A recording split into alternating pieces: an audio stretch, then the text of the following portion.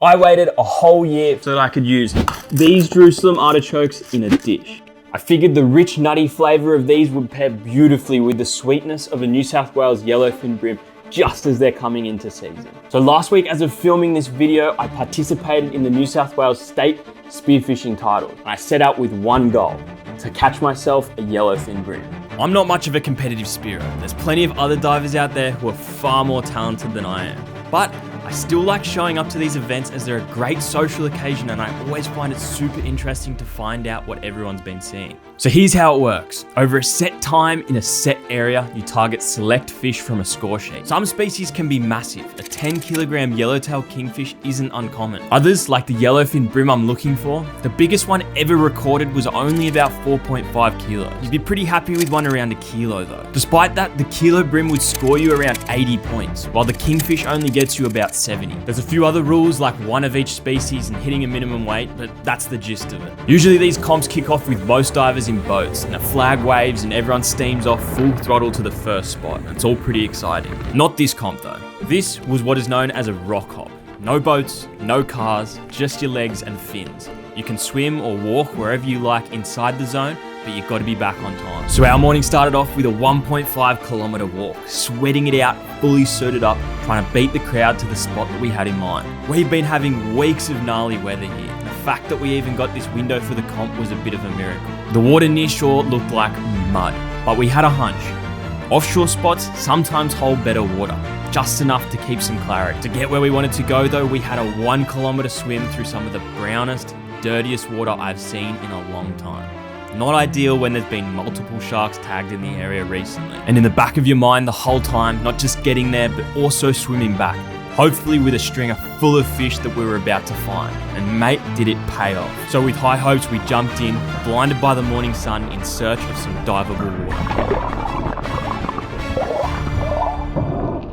Swimming out there was actually way trickier than I would have thought. The bommy sits real low and it's so easy to get disorientated and spun around like this. Plus, just swimming into that morning sun with it blinding you, you lose all sense of direction. We did eventually make it out there though, and we were pleasantly surprised with about 8 to 10 meters of visibility at the best of times. And immediately dropping down here, I noticed a massive school of blue mackerel or slimy mackerel. And if you watch my last video, you'll know just how tasty these fish are and how fat they've been lately. So I was super keen to get down there and try and grab myself one. Now, still sort of recovering after that swim here, and I definitely rushed in and charged the school a bit, and you can see just how quick they move and how hard they are to track when they're moving like this. Next dive, they were nowhere to be seen, but I've found with these guys, if you keep dropping and keep getting low, they often come back around just to see what's going on. And sure enough, on that next dive, the school came back past and I was nice and low, so they were a little bit more relaxed, came a little bit closer, and I managed to get myself a nice fat blue mackerel.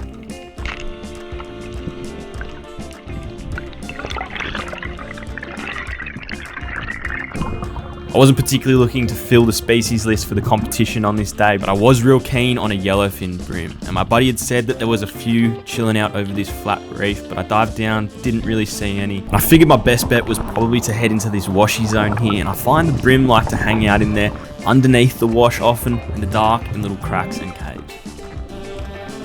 And you can see here in the dark, just under all that wash, there's a nice little overhang, and that's exactly the kind of area I'd expect to start seeing some bream. Fortunately, nothing on these few drops, so I decided to start heading around the corner. Again, here's some nice terrain for bream, big gutters, big boulders and overhangs, places where they can quickly run off and tuck themselves away and hide.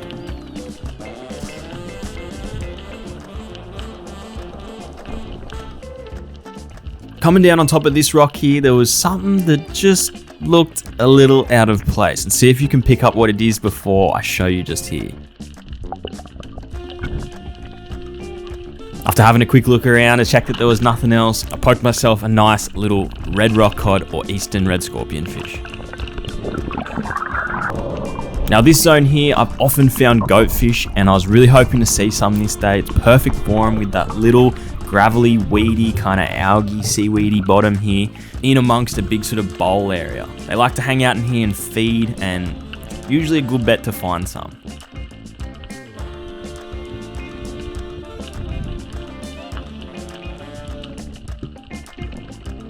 Unfortunately though for me this day, there were none showing themselves. so I continued on.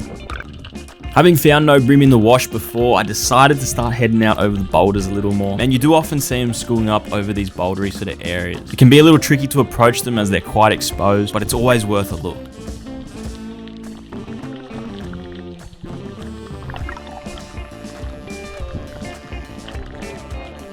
Again, just heading down, getting in amongst those boulders as much as possible, looking for any signs of any bream in the distance that I might be able to stalk in on.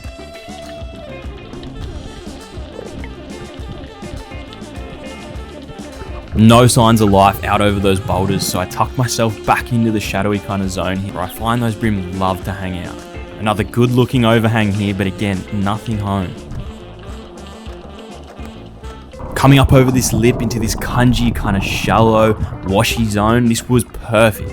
I was expecting to see a ton up in here, but again, nothing there. I did pop my head up though and take a note of where I was because this kind of zone is perfect, and I'm glad I did because it paid off a little later on. Once again, another nice little overhang here, covered in fish, but just nothing that I was looking for.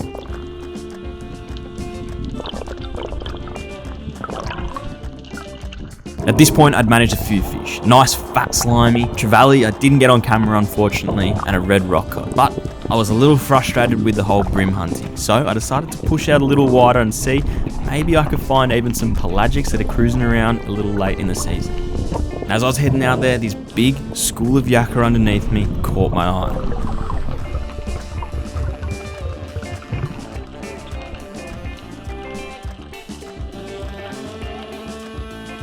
Diving down through the yellowtail, I was greeted by those blue mackerel once again. And of course, I couldn't resist trying to take a fat dog home to put on the table. And I dived on these dogs over and over again, and they just kept evading me. They are so quick, especially when you're chasing them around, which you shouldn't really be.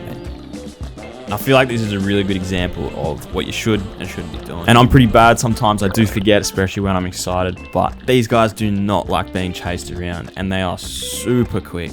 I did manage to restrain myself from not taking a shot though, so they did stick around, fortunately for me.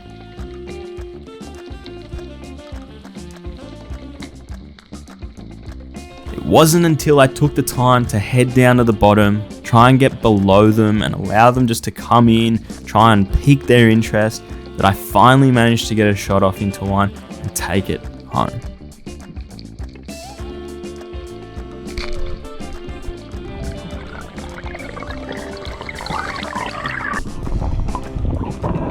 Getting everything re-rigged and feeling good, having put another fat blue mackerel on my line, decided to head back into the water to see if I could actually secure this bream. Now heading back over to where I was before, I decided to tuck myself in a little further around, and I dropped down on this nice little bowl. Bunch of yakka just hanging in the top there, and underneath them, a nice little trevally. While I was down there though, there was something that caught my eye. Heading back down to investigate, this was exactly what I'd been looking for. Tucked under the wash, in amongst all the boulders, a nice little cave down here. This was surely going to hold a bream. I got a solid breathe up in because I knew I wanted to get right down into that hole, let my eyes adjust and see what was getting around in there.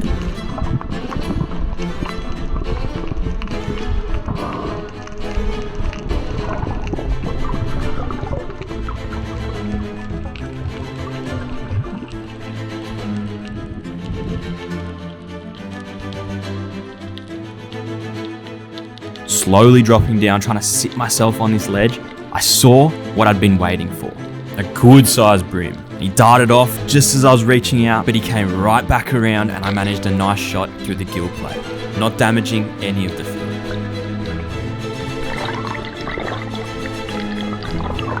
Over the years of spearfishing, this has probably got to be one of the most satisfying things for me. Learning the habits of fish, learning how to hunt them, and being able to go out and target them and bring them home.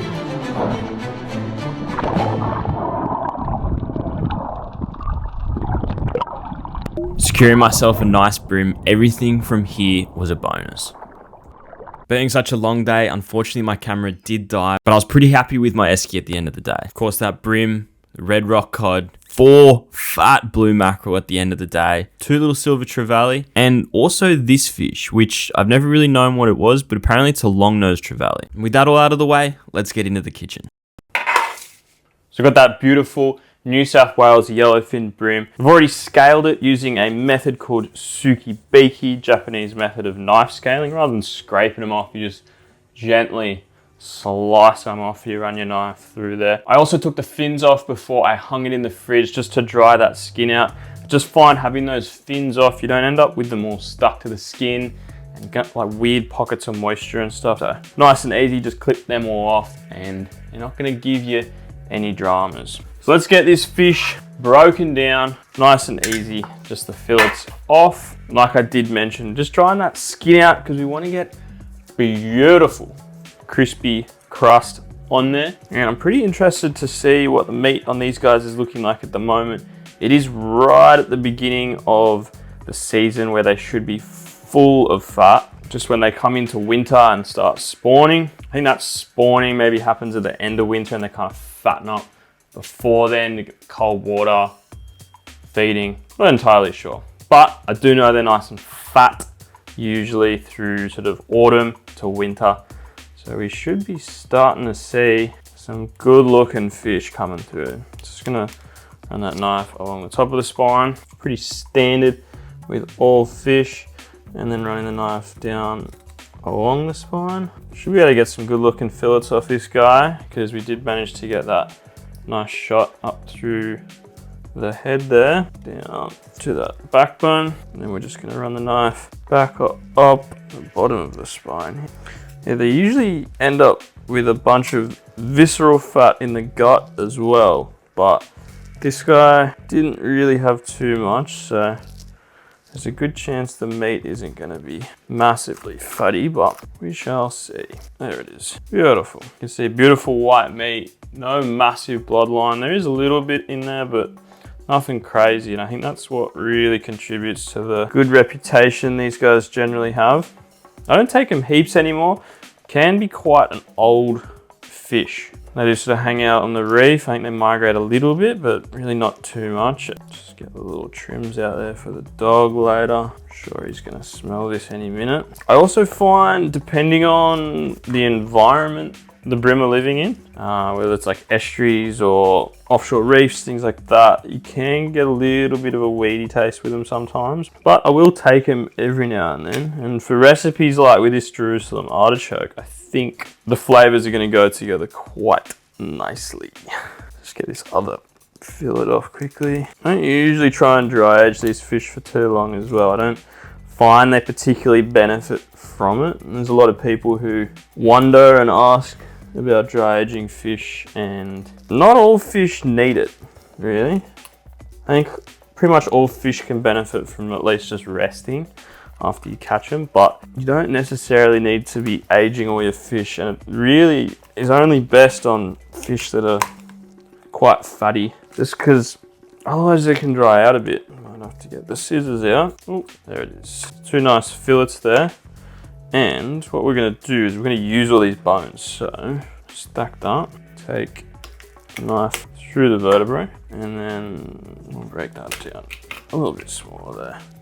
Put that to the side, wings, everything like that we will use. I just want to clean some of this bloodiness out because that's gonna kind of taint the flavor of what I have planned. Just grab some paper towel. Paper towel is your best friend when you're breaking down fish. Just clean off all those bloody bits. This part of the fish, it's actually the kidneys, or yeah, whatever the, I guess fish have kidneys or something, but the equivalent of it is what I'm told. So I don't really like to keep that in either. Can taint the flavors a little. So we're just gonna clean that out with all this other gear as much as we can. Just kind of wipe it out with some paper towel. Take a big knife, just as best as possible. Oh dear. Run it through the middle of the head here, just so we can get it all open. There it is. All open. You can get a nice bit of color on that when I show you what we got planned in just a minute. Oosh. There is actually a bit of fat in there. I don't know how easy that is to see on the camera. Just in here, starting to get just a little bit of that fat, which is a good sign. The meat does also feel the opposite, oily a bit, I guess greasy, which is usually a good indicator that there's some good quality fat in there. So I'll just quickly clean up these fillets. Take that up there. Again, bits for the dog. He'll be frothing. Now, we've got a good amount of fat and everything in here. There is just a little bit of gutness still in here, so I'm gonna wipe that out. I would usually cut these out, but these belly sections are quite thin, and there's a good chance we'd miss out on the meat in there. And there's a good amount of fat in there, which I'd love to keep. So, what I'm thinking is I'm gonna try just pull these rib bones out as they are, but I don't. Oh, kinda. Just at least separate them from the pin bones there. Maybe we can just score them just to try and loosen them up a bit. Run the knife under them just to separate them. Ooh, get your glove. Love. Let's see. Oh, kinda. That's as good as it's gonna get without slicing them out. Oh, it's just ripping the meat, isn't it? Oh dear. Let's see. Could you get this little belly flap here? I would love to keep that if we can manage. I'm kind of getting there. It's very thin, but I've got a plan. I've got a plan for grilling this. Some high-tech DIY equipment, which if you've been watching the videos for quite a while, you would have actually seen already. It's been a hot minute since I got it out. Well, that's all of the rib bones out. Still retaining that beautiful belly flap there. It's always super fatty in that, through that belly. You can see a little bit of that intramuscular fat there, or the visceral fat there, and the rib bones are out, just the pin bones that are left. Again, super fiddly job, but it really makes a difference to your final product. You can get expensive little pliers and things as well, but I think these were only a couple bucks off Amazon and had them forever. They do the job. So if you're looking to get started, just grab yourself some tweezers. Just throw all of those little scraps into the bone pile there. And I'm gonna do the same with the other fillet, but I won't bore you with the repeat. Well, there it is, 2 beautiful yellowfin bream fillets. And I might just, while we're here, tidy them up for the dog. I'll just follow this up, take that edge off. Dog's dinner. Wow. All right, so let's get them on a tray. We'll throw them in the fridge, and then we're gonna get started on the next part. Next steps is gonna be, I got some animal fats going into there, heating up in a stainless saucepan, because for our artichokes, what I'm thinking is we are gonna basically make a stock and then roast the artichokes and then blend and make a bit of a sauce, kind of like I did with the rolled flathead video that I made a few weeks ago now. And the sauce kind of has a name, and I wrote it down because it's some heaps fancy French name called a velouté. Velouté does use a roux, so you get the butter and the flour and everything. Maybe not going to use that completely. We can use the artichokes to thicken the sauce a bit. Hopefully that'll work. We might add a bit of butter, because you can't not add a bit of butter into your sauces, you know. So what we're going to do though is, before we start prepping anything else, throw in that head there. Amazing. Do these out bit by bit. Oh dear. Get some colour on, get that Maillard happening. Maillard, of course, being that like golden crispiness that you get, or on a steak, it's kind of like the browning and that, but all of those, ooh, crispy bits there, that's your flavour. That's your goodness. So I'm just gonna leave these to do a bit of browning while I prep, do other little bits. I was thinking shallots maybe. We did use that in the rolled flathead and it was quite nice, but I think all I had in the end was a bit of brown onion, so we'll throw in half. We don't need too much, I'd say. Let's exchange that for some more pieces. Get them browning, golden, and the light is dying. Don't want to waste any of that fish, so we're using all the bones, all the scraps. Hopefully the only thing that really goes in the bin is a lot of the offal that I don't really have the time or space to prepare. Do my best, you know? You want to respect the fish. You want to utilize it. I'm also going to prepare a bit of celery here. Just brings the flavour, bit of depth, bit of this, bit of that. Quick rinse. There we go. Brings a bit of brightness, bit of lightness, that celery. I'm not too worried. Oh, there's your Maillard. Look at that gear, huh? Wow. Not too worried about things sticking to the bottom in here, because we're gonna get some water in there and deglaze it all is the idea. Let's get all of that in there. Onion in, celery in, happy days. Throw some water on the top of all that and just let it settle down. Just gonna let that reduce for, I don't know, at least 30 minutes, but we'll see what we get to. Maybe 45 even. Just a gentle simmer. And you could skim the scum and all that, but if you watched any of my other videos, you'd know that I don't really care. I don't need an ultra clear stock. I don't need anything fancy. The Jerusalem artichokes are gonna brown it all up, beige it up anyway. So there's not much point in stressing about super premium fish stock. There it is. So now we're on to the main event of this whole dish. The whole reason I want to make this, and that is, well, what was this plant. A few weeks ago, this plant was all the way to the roof. And I'll get some photos of that, but right now it is cut back because it is died back. And it's time to harvest these Jerusalem artichokes. And I've had them in restaurants before and I've bought them at the supermarket. But now that it's been a year, I've got a few little, see, this one's not too good. They're only 20, but this one's a bit better. You can see all of these tubers hanging off, and they're only small compared to what I've had from the supermarket, but they're gonna do us just fine, I reckon. Some of them are a little squishy, so I don't know if that means they're starting to kind of rot in the ground or what, but we're gonna find all the good ones. So I'm gonna get this camera set up somewhere, something like that. Should have got a bowl. Flower pot's gonna do us, I reckon. So let's take, yeah, these are all a bit squishy. This plant did die a little bit before this one, so, oh, is that gonna even cut it? Oh, not the paracord.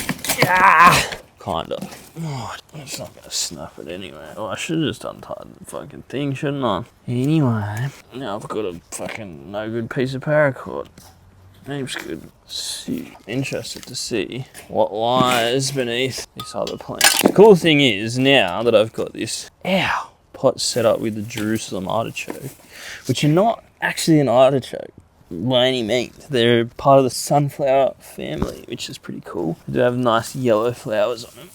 Let's see. Oh, this bad boy's a bit better, I reckon. Yeah, they are. Looking good. Oh yeah, big dogs galore. Look at that. Whoa. So hopefully, now that these plants are here, each season they're going to continue to kind of pop up, make themselves known. Look at that. That's a beauty. Anyway, now I'm getting greedy. That's going to be plenty for us, I reckon. And that is how we do it. We've got those Jerusalem artichokes all just here, and they're filthy, mate. So they're already looking a lot better. A few funny bits, but I'm wondering if we're going to be roasting these up, if we really need to peel them. I think that's going to be a ChatGPT question. Well, ChatGPT reckons it's not necessary. However, it will give a smoother final result, which is what we're looking for, kind of like a smooth sauce. Here's what we're after. Might just give these guys another little quick deep cleaning, rinsing, and then we'll get on to some peeling action. Now, I did kind of mention, these are not actually an artichoke by any means. They are part of the sunflower family, and it is one of their other names is the sunchoke, which is pretty cool. They also have a tendency to make people a little gassy, so we'll keep you posted how that goes. So I've got this little knife. I think it's made for peeling, but either way, perfect for it. Just getting that little skin off there, help just clean it all up. So the flavor of these is super interesting. It's like kind of hard to describe. The first time I ever had it at this little Italian restaurant, I immediately had to know how they done it, what it was, because just the crazy like rich sweetness that it kind of had. Maybe it was mixed with like a mushroom stock as well, I think, but either way it had this like awesome umami flavor to it, and they're kind of like a potato, I guess. They're like a tuber, but yeah, just like a nutty, sweet, rich flavor. It's a little tricky to describe, but definitely recommend trying it. It is quite unique. I wonder, oh, that's better. A bit like ginger, you can kind of scrape it. Well, that's the 45 minutes for the stock, but you know what, we're gonna give it at least another 15, but I'll turn it right down just so it's not going ballistic. That's a bit easier, a bit less waste as well, which is better. Look at that. Now we're cooking. So I've cooked with these once before. Made like a mushroom pastry thing. I kind of roasted them like we're doing now, and then like blended it with like cream and mushroom and whatnot, and that was incredible. And as people do say, I did get a little farty afterwards, but mate, no discomfort, but just a little farty, you know. Nothing wrong with that. Well, that'll do us, I reckon. That is going to be heaps. Let's get the oven on. We're ready to rock. Let's throw a little olive oil over these bad boys. That's the end of that. And give them a little toss. Ooh, wow. Like a pro, huh? And let's throw them in the oven. Not really sure how long, to be honest, but we're going to leave them in there till they go maybe a little bit brown, a little bit soft, a bit nice. In the meantime, we're gonna get started on the next piece to the puzzle, and that is gonna look a whole lot like this. So what I'm thinking, some nice little thin mandolin kind of slices of fennel on top, grilled fish sauce. What do we call it? The velouté the kind of velouté sauce, thin sliced fennel on top, and then we're also going to take the greens off this, make ourselves a fennel frond oil just to jazz it up, because you know, if we just make another beige sauce, it can all just get a bit boring, and we don't want boring. No sir. Here's my little knife. There he is, little fella, nice one. This fennel's a little old and crusty, but that's all they had. Should be coming into season about now as well, so maybe this is last year's or something, but either way, make it work.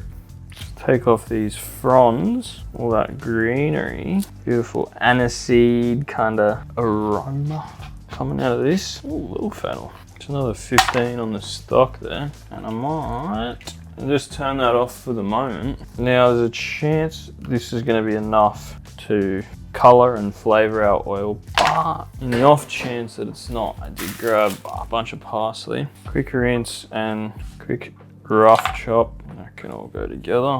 What we're gonna do, lad, throw our greens into the pot with the boiling water, which is gonna blanch it. That's gonna bring out the chlorophyll, all that bright green goodness, and then we're gonna follow that up by throwing the greens into some ice water to get them chilled right back down, just to stop any cooking, I guess, and any no bitterness or anything like that. That water, hot as it will go. While we're bubbling here, just throw that straight in. Couple of seconds. Wow, you see that fennel going super bright, and then bang into the ice water. Piece of piss, mate. Simple. Just throw a pot onto the heat, squeeze out as much of that water as I can, and throw that into the pot. Oh, it's probably not the best, probably a bit hot. Yeah, that wasn't maybe the brightest. Stop it burning, we'll get some of this in there already. But basically, I want to get the greens covered in oil, just so they can get all saturated. Now, I don't know how much I should cook this or not. I've seen a few people say get it to 100. Other people say you shouldn't be really heating it at all, but we're gonna heat it a little bit, I think. Just try and get some of that flavor and stuff out, I guess. We're bubbling. I don't know if we want that. So what are we sitting at? 88 and still going up. And I reckon that'll do us. So, just to save us getting the big dog blender out, what I'm thinking is I would try and get everything in here Yeah, I don't think this is a good idea, is it? Chuck it in the plastic thing, eh? Who cares? Heaps good. These little squeegee things. A trial and error here. I've only really seen people kind of do this. I haven't done it myself, so just having a go. Let's have a little gander. A little bit of a fennel-y kind of taste. Hopefully we'll be able to get plenty of that greenness out of there. Take one of our little squeezy bottles. And the best thing for this would definitely be like muslin cloth, cheesecloth, something like that, fine strainer. But I need the fine strainer in a minute for stock. So next best thing is a chucks cloth, and it's got treated with a bunch of chemicals, so always good to give it a rinse before you do use it. But once it's rinsed, you can use it like a fine strainer, and it's super useful. I've used it for a bunch of different things over the while, and it just helps you get all those sort of particles and that out. So we should be able to squeeze this fennel frond oil so that we're only left with pure oil and the full green essence. So we'll just squeeze that, and I don't know how well you can see, none of those chunks are coming through there. And what we should be left with in here is all of that plant matter. Kind of looks a bit rank, doesn't it? But it's done the job. It's done what we wanted it to do, and it's looking like we've got a nice green oil there. Oh, we're getting there. We're getting there. Bit by bit, we're going places. So let's chuck that in the fridge, but only briefly. I just want to thicken it up slightly, but I don't want it to solidify on me, so only briefly in there. Now we're going to set up the grill. Oh, but first, I think we've got to check these. So sort of softening up a bit here. Oh yeah, those smaller ones definitely getting there. Kind of squish them soft like a potatoes. So we'll come back, check on that very soon. Well, hopefully the weather holds out for us here, and I'm also hoping I can get this started because I don't have any firelighters. So praying the weather also stays on our side because it has been pissing down. There we go. No firelighters, no worries, eh? Oh Jesus, what the hell? Got the blower in there. Hopefully get some of those coals going. The old fast track, eh? Well, I think we might have done it. Might have made it happen. Leave that to do his thing, and we'll keep moving on the rest of it, I reckon. Well, we've got our stock there that cooked down beautifully. Got that brim flavour. Plenty of gelatin, collagen, whatever, in those bones, nice and thick. And you know what? I think we're going to use the immersion blender all over again. Nice and easy, nice and straightforward, quick clean, and you're done. Already made a mess of this joint. So let's get chinois fine strainer, and we're going to send that straight into the measuring cup so we can see how much we got. Bones, fish stock, fish sauce. In there, give it a little poke, make sure you get all the goodies out. Pretty easy, bit like that. And now, these bad boys is our artichokes. A bit squishy, kind of what we wanted. Like a roast potato-y kind of vibe. A bit stuck to the tray, but not to worry. We want to control the thickness of this sauce a bit more. So, I'm wondering if we do actually do the roux. Possibly. What we might do first though is chuck some of this into there. Is that hot? Not hot. And then we'll blend these in here and see what the texture and consistency is kind of like. Oh, kind of want these little bits in here. Like drippings when you do a roast or something. Ooh. So yeah, already that's a little thinner than I was after. Potentially. We don't need much though. What do you reckon? Yeah, it's a bit thin. What? Flavour wise though, very cool. Very interesting flavour. How hot is that? I don't think we will use the rest of this. Got a fair bit of the sauce there. What do we do? Might even just leave it like that. Oh, but what I will do, just add a touch of salt. Well, unfortunately the phone died, but all you missed is a bit of butter and a bit of salt going in there and blending it. And I don't think I'm going to bother straining it either. As long as I can get those bubbles out, pretty happy with that. Good to go. final pieces before we get that fish grilled. Ooh, fennel is back. And we can get that mandolin nice and fine, and finer than that. Even finer than that. I want these like little wisps, little paper thin wisps. And that ain't it. Max it up, I reckon, and then work our way backwards. That could be it. That could be it. Oh, it's not exactly what I'm after, but once we get past the little flowery, frondy bits, maybe we'll get there, eh? It's just not the best fennel, but making it work. And we even kickstart it like that. I guess it'll do. That is plenty. That'll do us. Chuck that into the fridge. Get it out of my sight for now. Oh, and it's time to tackle these jobbies. I watched one of my videos a long time ago. You would have seen me make this fish grilling basket. Did some blue mackerel, slimy mackerel, whatever you like to call it in there. It worked a treat. Got some awesome grill marks on it. So good. So, firstly, get a bit of oil on there, just on that skin, paper towel, and we'll just brush that around. I want to try and get it nice and blistered, hopefully with a pretty pattern from the grill there. Throw a bit of salt on now. And then this is all oiled somewhat already, but we might throw a little more oil on there just to make sure nothing wants to stick.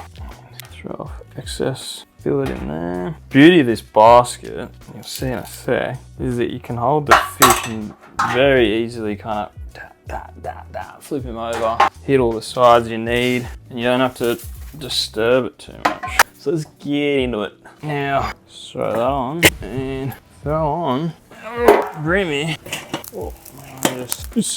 Oh no, nearly lost him. Crikey.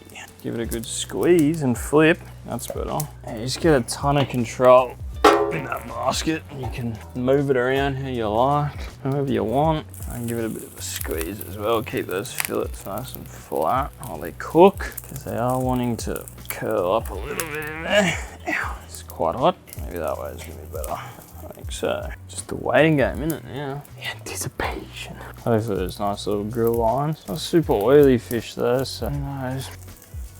Starting to get there. See all them beautiful little crispy pockets. Start to see it browning and see that color changing through the other side of the fillet as well. Won't need very long. Where we want heat, exactly where we're putting it.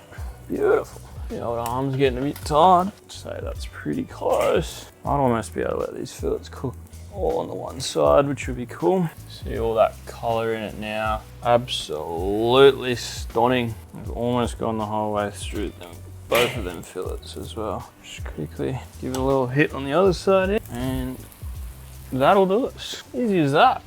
And there we have it. Those beautiful fillets, nice and crispy. Now we're plating. We got there. We made it. Is that all gonna be a bit beige? Maybe. Maybe. Where shall I say that? So, what we're gonna do plating wise. What's our oil doing? Looking good, that's what it's doing. Going on. Try and give this with no bubbles in it. Do that, and then give it the old risotto type tap. Cover most of the plate, something like that. And then hit it with the oil. Just kind of get it all drizzling. Something like a piece of artwork. And then right in the middle. Mate, work of art, mate. Is this just gonna cover our beautiful crispiness? Somewhat in it. That'll do like that. That'll do, mate. Not a chef, just a bloke. A bloke. Yellowfin Bream, Jerusalem Artichoke. Year in the making, that one. Wow. Well, there it is, the dish I've been waiting a whole year to make. And I mean, I've already tasted most of the components of this, but altogether, beautiful. A crispy skin on the brim, really makes it, I reckon. Got a bit of that fennel in there though. I'm not sure if I'm tasting the fennel oil much. Also got to work on that drizzle technique. It's a bit average, but yeah, I'm not sure if I'm tasting the oil so much, but the fennel slices with the artichoke, And the fish, I reckon, good touch because a little bit of acidity. I think that's what the artichoke sauce is missing. Sort of, at first I was a bit, not sure, but that fennel, the sliced fennel here, just brings that, just cleans it up a bit. It's quite earthy and nutty, the old artichoke, so helps to brighten that up. But I think could maybe do with some sort of acid in the sauce. But I don't even know, like, I think if that fennel's there, you don't even really need it. The only trouble is, I couldn't really put too much fennel on there just because you cover the fillet. And that's the whole idea. We want to see that crispy skin, all those little pockets of crust. It is quite nice. Kind of getting a little bit of flavor from that fennel oil, I reckon. But I wonder if you had more of that fennel stalk, if you could get a bit more flavor, a bit more pepper in that flavor into it. But either way, definitely need do that raw fennel, I reckon. Could potentially even kind of make like a bit of a bed to sit the fillet on. I just worry sometimes when you got like that big block of something, it kind of just takes up the whole scene. But I guess with the grill marks and everything, it kind of adds a bit of interest. So let me know what you reckon about that. About a whole fillet with no sort of garnish or anything on it. And if you liked the video, if you enjoyed it, if you learned something, if you got something out of it, give it a like. And if you don't want to miss out on anything that's coming up, make sure you subscribe. Easy.